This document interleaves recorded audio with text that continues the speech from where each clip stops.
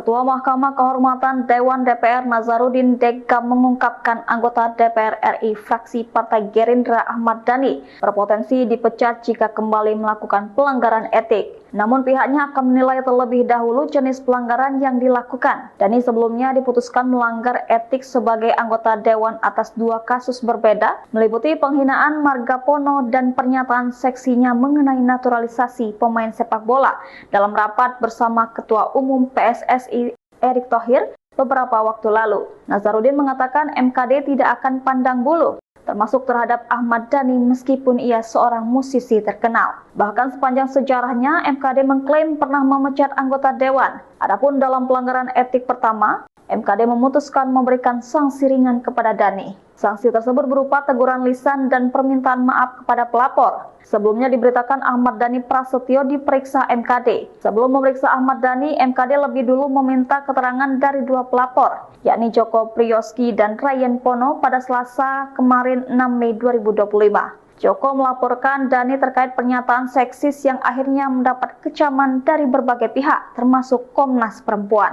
Pernyataan seksis yang dilontarkan Dhani dalam rapat bersama PSSI adalah usulannya mengenai kriteria fisik pemain yang akan dinaturalisasi. Menurut Dhani, pemain yang akan dinaturalisasi sebaiknya memiliki ciri-ciri fisik yang lebih mirip dengan orang Indonesia. Selain itu, Ahmad Dhani juga melontarkan usulan agar PSSI bisa menaturalisasi ex-bintang sepak bola yang sudah berusia lebih dari 40 tahun, bahkan dengan status duda, dan kemudian menjodohkan mereka dengan perempuan Indonesia. Namun dalam sidang MKD, Dhani bersikukuh mengaku tidak bersalah.